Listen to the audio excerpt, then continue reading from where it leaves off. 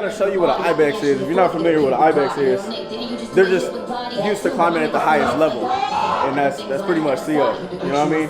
Look at CO. Look at CO, the ibex.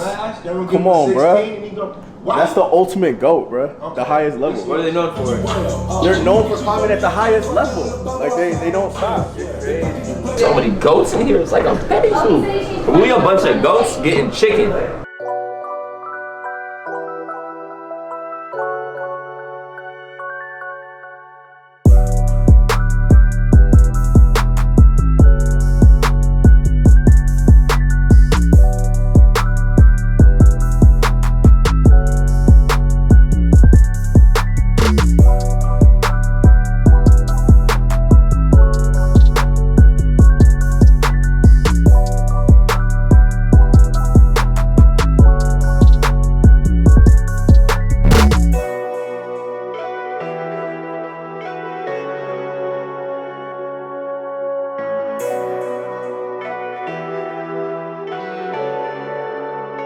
So I don't like symmetrical chest pieces. I don't like something being a centerpiece and then having symmetry on the outside. It's kind of basic. It's kind of a cop-out.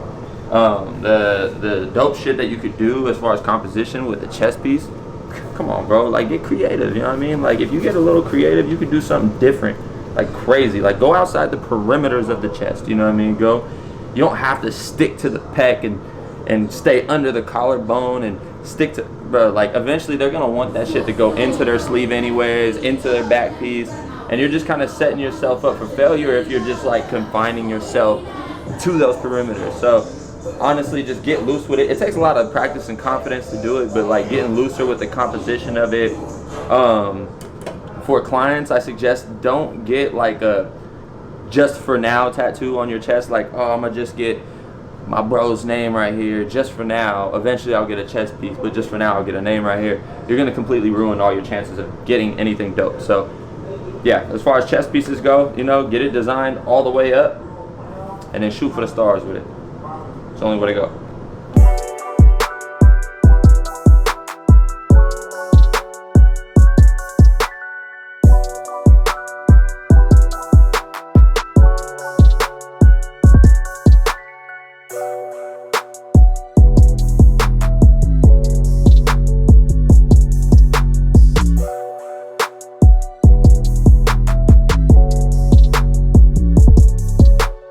What's the goal for like making the tattoo bigger? Is it like because it's easier to tattoo, or is it when you're looking at from the far you can still see the details and stuff like that, or is it? So overall, if you're talking about the composition of the body itself and you're kind of designing for the one area, you got to think about the whole entire look they're going to go for eventually, you know what I mean? So like if you're just, like I said before, being confined to the pec area and you're just kind of designing for the pec, it's gonna look like you designed for the pec. It's gonna look very like choked up and constrained to those perimeters.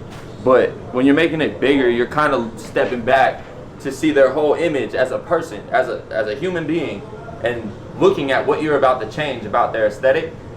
And most of the time, well, all the time, it's always gonna end up being bigger than like everyday artists would think, because they're doing it, and they might even design it big. They might even show you it big on their iPad and be like, look, this is what we're gonna do.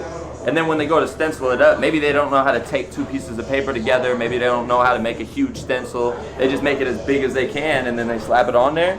It always ends up being like half as big as it should be. And then on top of that, it's just kind of like, it's just a different way to do things, man. People have been doing symmetrical shit forever. People have been doing floating tattoos on the chest forever. And you know, I'm trying to get people on the wave of designing for the aesthetic of their body. You're changing their look forever, bro. You might as well do it right. So go big or go home.